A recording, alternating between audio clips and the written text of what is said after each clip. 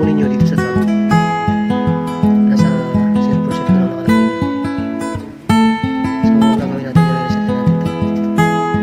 Titignan nyo lang po kung matagal